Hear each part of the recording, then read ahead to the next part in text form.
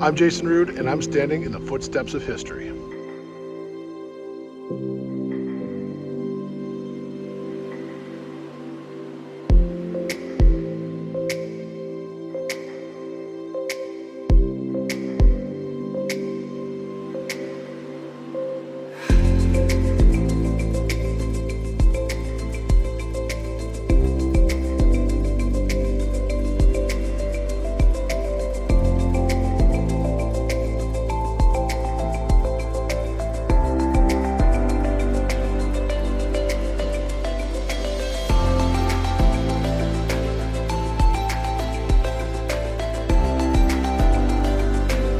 As you can see, the James River runs right back here. And as most rivers do, it's a living thing. It eats. And by that I mean it eats the banks. So we've actually lost a large portion of the original James Fort to the river back behind us.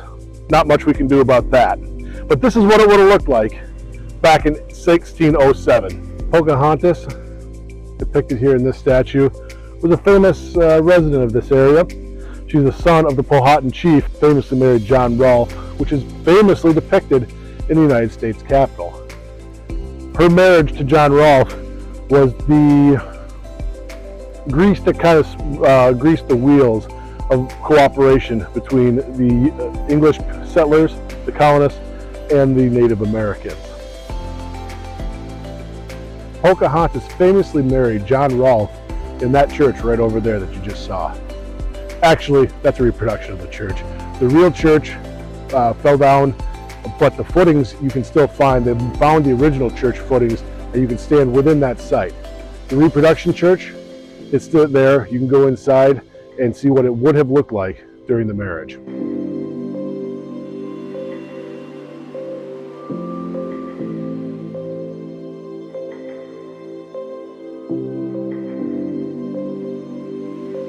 Now we sit inside the church. This particular building was completed in 1647 as part of the next evolution of churches. The original one that Pocahontas was married in is just over here, but the only thing left of that are the footings and foundation.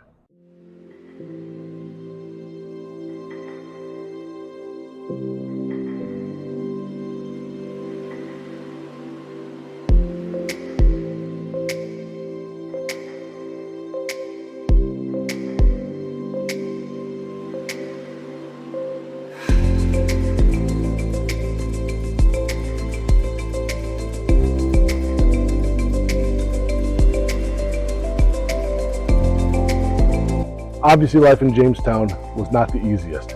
Oftentimes they were short of food, short of supplies, and short on patience.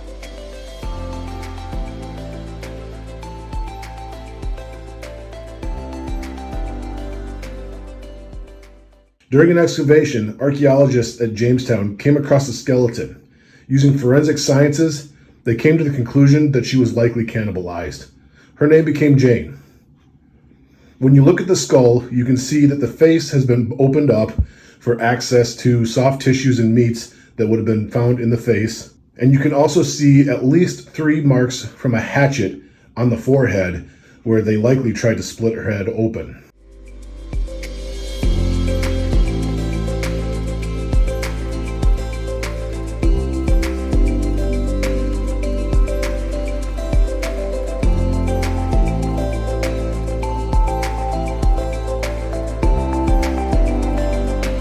In 1607, a body group of Englishmen and women came across the Atlantic Ocean and landed right here in Jamestown. Now you say Jamestown. Sounds like a cool name. What's the big deal about it?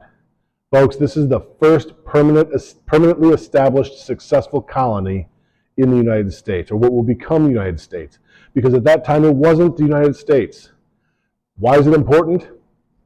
This is where America starts, right here in Jamestown, Virginia.